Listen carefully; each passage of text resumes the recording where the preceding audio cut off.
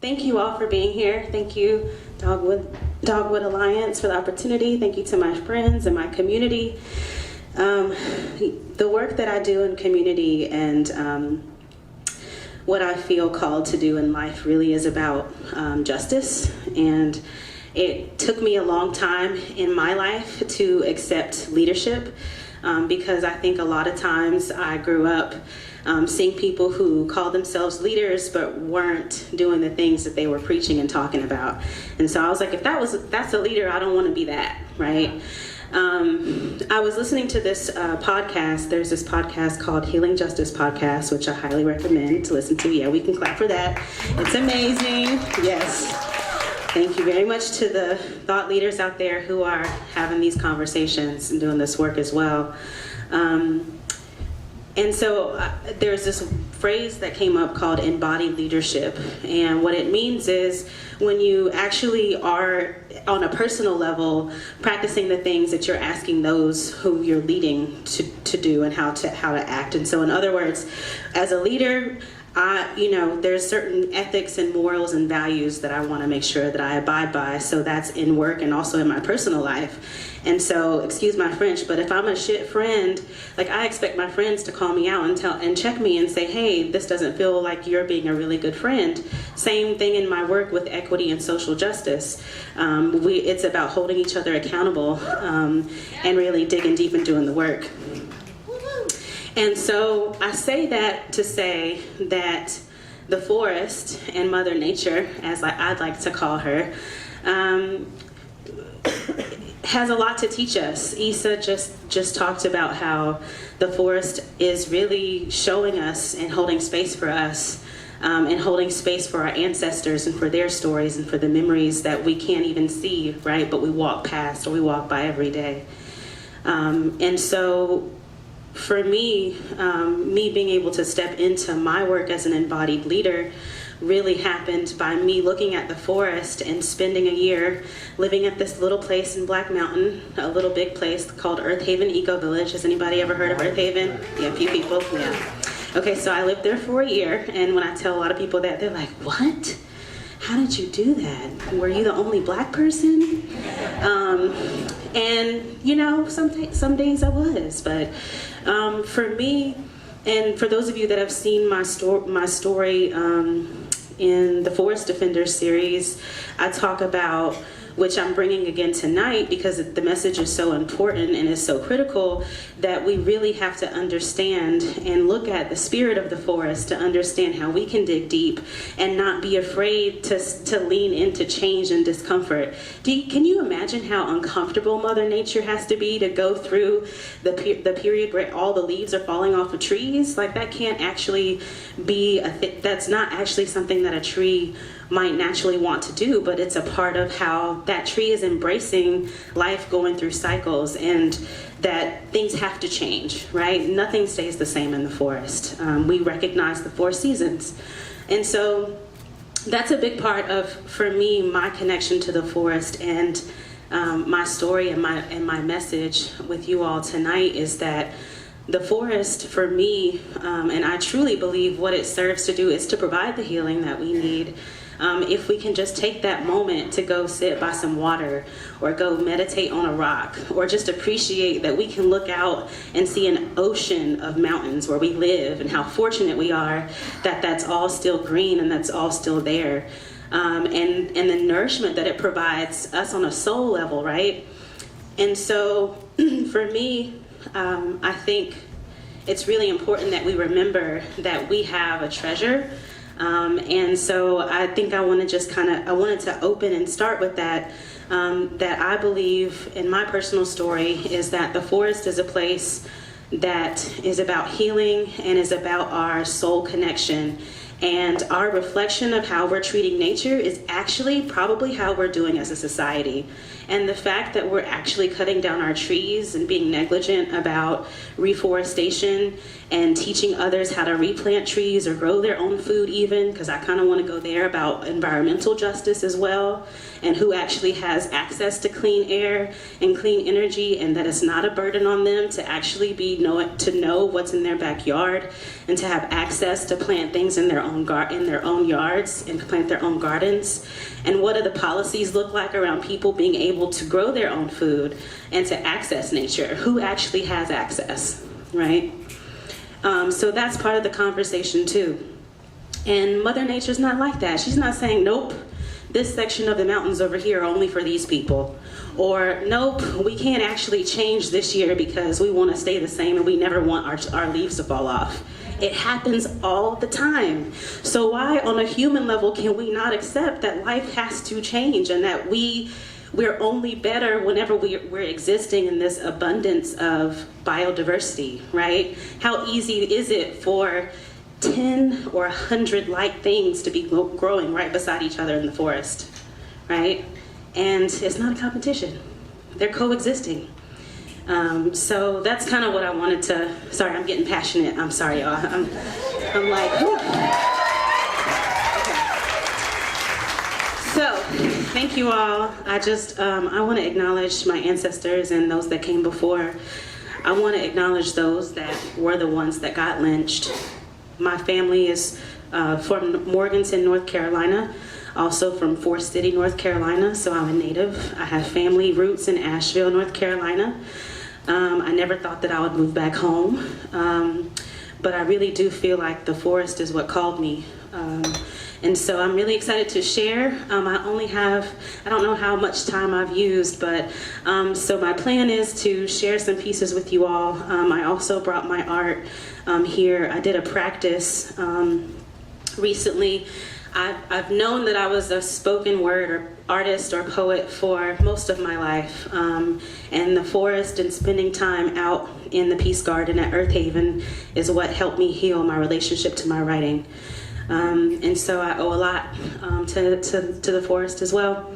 So I want to share these with y'all because I'm in practice of my own healing and continuing my promises that I made to the trees that I would keep writing so that I could keep healing, because we as humans can't accept change or difference yet, but the forest can. So here's a few pieces. And just one other thing that I wanted to maybe say. So the practice with my art being visual came out of a necessity that I have to connect with my ancestry. And like we heard from Issa earlier, our people and people in all cultures really have spiritual relationships to trees and forest and land and greenery. And so it's really important that we recognize that. Particularly for me, there are 4 Orishas, which are Yoruba deities. That's a spiritual practice and a cultural tradition that comes from West Africa. And it's practiced all over the world, and actually came to America on the slave trade and has been and was masked in other religions or spiritual practices, so that the people that were being enslaved coming from Africa could still have this relationship to the elements. It is today what we know to be voodoo, and so part of my work also looks like telling these stories about our cultural traditions, because it's not witchcraft in a bad sense. It's actually what people need to have this connection to nature and to elements in order to heal. And for those of us that had our people enslaved from Africa, we've been disconnected from that. And so these pieces came through really strong when I was asked to be in this show called Uprooted, which was put together by Campaign for Southern Equality. Can we give just a hand for the Campaign for Southern Equality? So they pulled about a group of maybe 10 of us. Al Murray and Liz Williams were artists in residence. Campaign for Southern Equality is launching this initiative called Southern Equality Studios. And so they're featuring queer artists from around the area, and I was one of the ones that they asked to present some pieces. And as I've been doing this work with my identity and with forest, I felt like these Orishas came through. And so they capture a moment or a time in my life where I had to do some really deep healing. And I'm realizing that I've always had the fortune, because I'm from the country and from the boonies and from the Appalachians, that I've always had this access to nature. And so I just really want to share that with other people through art, through organizing, through conversation, whatever that looks like. And for tonight, I just want to share these with y'all through word and Also, they're three-dimensional with my art. I challenge myself to do that. So thank you in advance for listening, and after I share these, I'll pass the mic.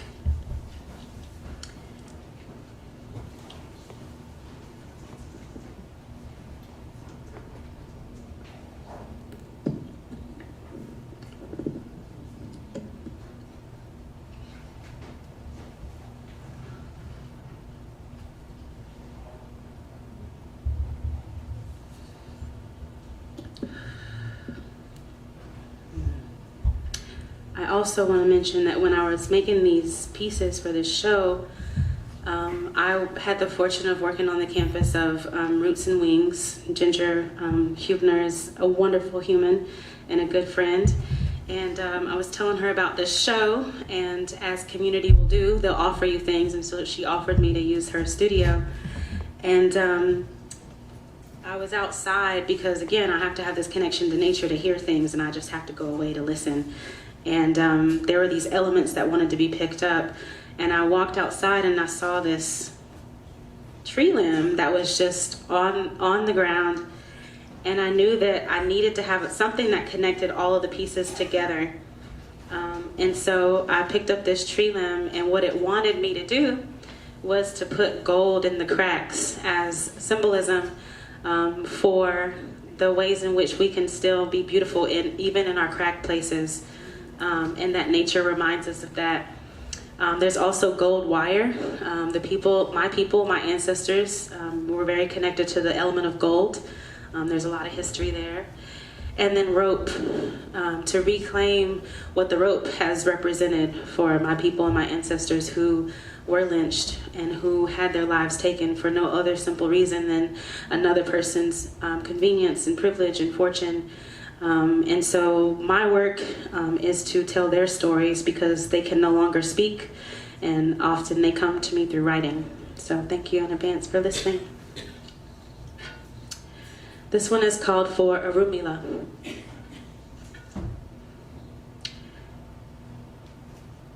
Thank God for my father, both present and absent in beautifully imperfect ways. I realize it now that he's dead, that he didn't need to stay. Named me anew as I came into the world and loved me just the same when I told him that I liked girls. I love my father. Although to some he was mean, he gave me something for the world to know me by, and because of that and him, I'm clean.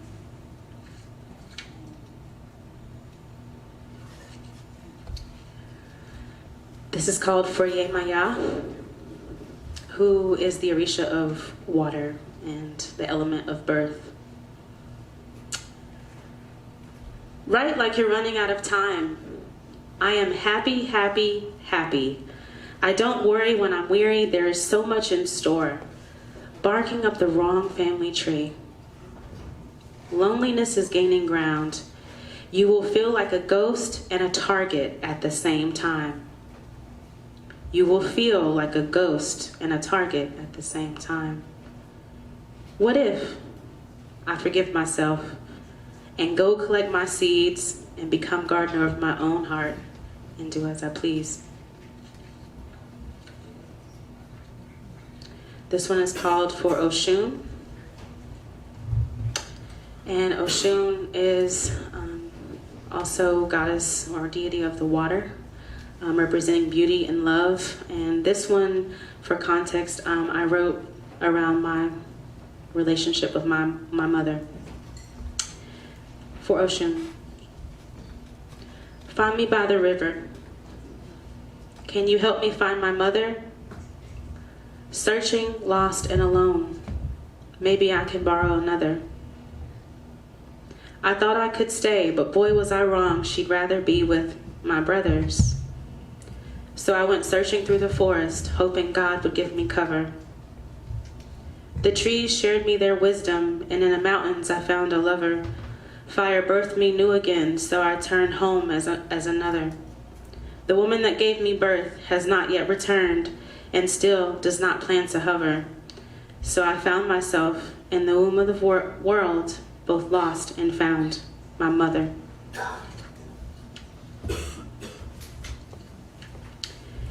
This last one is called For Oya, who is the Orisha of the wind. And this one I wrote about my own personal liberation. I thought it was womanlike to leave, to only be a shell. So I found myself rooted to the pews and hear that I was going to hell. What I didn't tell the pastor was to hell I had been, and this was my debut to cleanse myself of sin. And while my love looked different than most, I would gladly sit here for this kind of hate than be left home to roast. There is no rest for the weary, and in general, no place to rest when sharing space with roaches and dirt is mother's best. I thought it was womanlike to leave, to only be a shell. So I left home, telling the mother, daughter who birthed me goodbye and wished her well. Thank you.